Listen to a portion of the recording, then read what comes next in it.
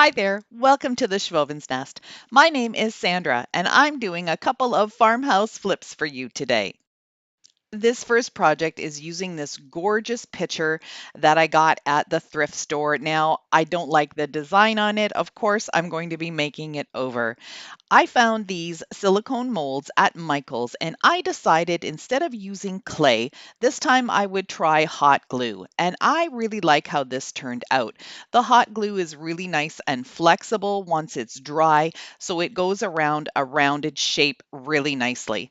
I'm just going to go ahead and fill this in, top it up in a couple of spots just to make sure that it's all full up and I don't have any bumps or missing pieces around the edges of the mold. Now that they're fully dry, I let them sit for a good 10-15 minutes. I'm gently easing them out of the mold. Look at how beautiful they turned out. And this is something that I can use in so many different applications. I'm really excited for this. Using my craft knife, I just went around the edges and cleaned off any of the excess glue. Since I want this to have a permanent hold, I'm using my Weldbond glue. I'm going to put a generous amount all over it, and then I'm going to spread it out with my fingers and apply it to the pitcher. I have to be honest, this was a little tricky trying to get it in the right spot and getting it to stay there. Everything was kind of wobbly. But I ended up grabbing some painter's tape and just taping the whole thing down and letting it dry overnight. And that seemed to work out really well. So now I'm starting to paint it, but before I started painting, I actually sprayed it with a clear matte finish. And the reason I did this was to get rid of some of the shine and help my paint stick better. My favorite spray is the Rust-Oleum 2x cover in clear matte, but you could use any finish that you have. If you don't have a spray, you could even put on a layer of Mod Podge. When it was time to paint the mold, I decided to switch to a smaller brush to make sure that I could get in all of the nooks and crannies. I don't have a wax like a clear wax or an antique wax, so I'm going to make my own using some Mod Podge and some burnt umber acrylic paint. I like to start off with just a little bit of paint and quite a bit of Mod Podge because then I can deepen the color, but I can't lighten the color. So this is what I'm doing here. I'm just going to mix up a little bit of the burnt umber with the Mod Podge. I found that this color was a little too light, so I just squirted in a little bit more of the burnt umber to get the shade I was looking for. I used a small brush to apply the wax and I'm doing it in sections because I don't want this to dry too quickly before I have an opportunity to pull some of it off. I'm going to use a paper towel and just dab up and down on the raised edges just so I can pull some of that brown off to show the white underneath. I'm also using a very light touch because I don't want to pull off any of the white paint that's on the hot glue. So just use a light touch. You can always do some extra coats if you want. Go over it one more time or two times, however deep you want your color to be. I wanted to add a little bit more of the brown accents to the picture just to make it look all blended in. So I'm just using a makeup sponge and a little bit of the Mod Podge burnt umber mixture, and I'm just running it across the top of the picture and just trying to get a little bit on the edge as well. Adding it onto the handles was really easy using the makeup sponge because it was just able to get it right around the edges exactly where I wanted it to be. To seal it all up, I used a couple of coats of my Rust-Oleum matte clear finish. I love how this picture turned out, and I hope you like it too.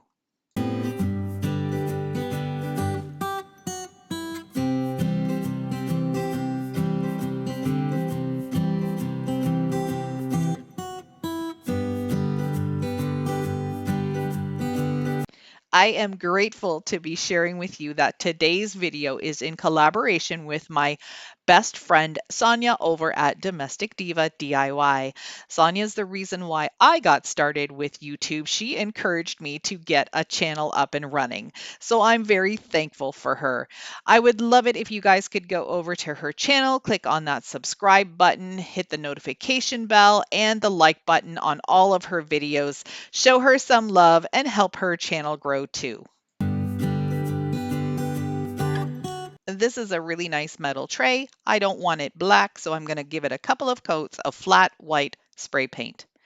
What I'm going to do for the inside of the tray is give it a wood bottom. These are some true shiplap wood pieces that I found at my cottage when we tore down one of our sheds. I took these outside and I cut them down using my 4-inch circular saw to the length and width that I needed to fit in the bottom of the tray.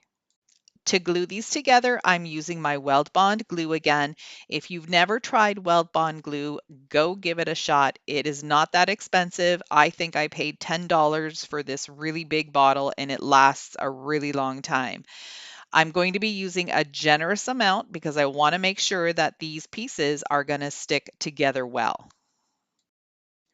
I'm using these really large clamps to clamp the wood pieces together until they have a chance to dry. I let these go for a couple of hours just to make sure that everything would stay together. I'm going to use my favorite stain lately that I've been using, and that is some burnt umber acrylic paint and a little bit of water. And I'm just using this brush to apply it. I'm going to go ahead and let it soak right into the wood, and then I'll just wipe off any excess at the end. I love using acrylic paint and water as a stain. It gives you so many possibilities for color on your projects. So if you're not into the brown, you could use gray or black. You could even stain with a color like a pale green or a pink, whatever your heart desires, you could do it.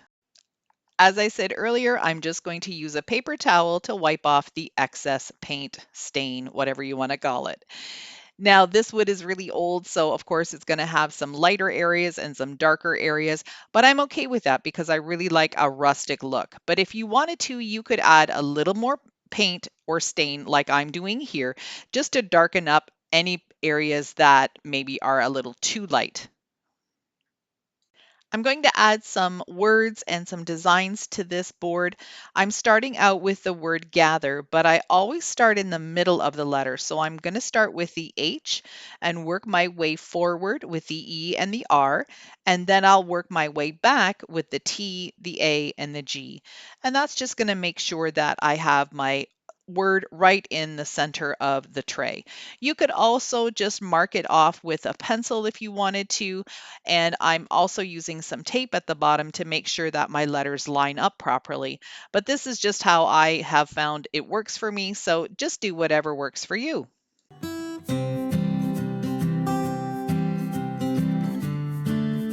If you're new to my channel, perhaps coming over from Sonja's channel, welcome. I'm so glad you're here.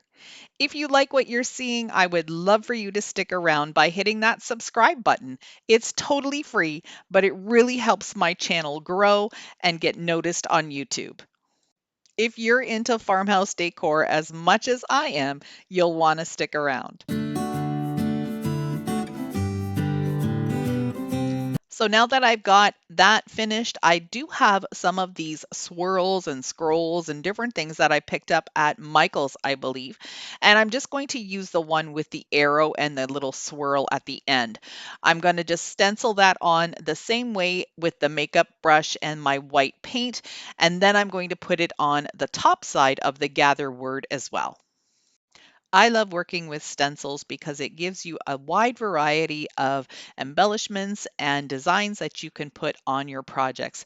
Plus, they're reusable, so it's a win-win. I'm always on the lookout at different craft stores like Michael's or Walmart or even the dollar stores for stencils that I can use on my projects. And make sure you hit those clearance aisles too.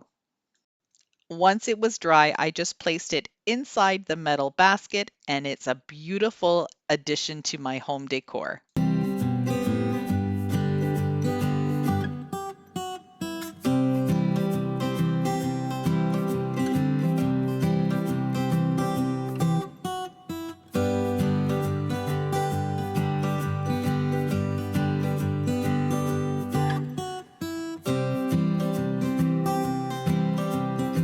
I hope you enjoyed these two thrift store flips and got some inspiration to make over some of the items that you find at garage sales or thrift stores. Thanks again for all your support, for watching my channel, for viewing this video straight to the end. I truly appreciate each and every one of you. Before you go, don't forget to hit the subscribe button, click the like button, and the notification bell so you don't miss out on any of my future videos. Thanks again for watching. Bye for now.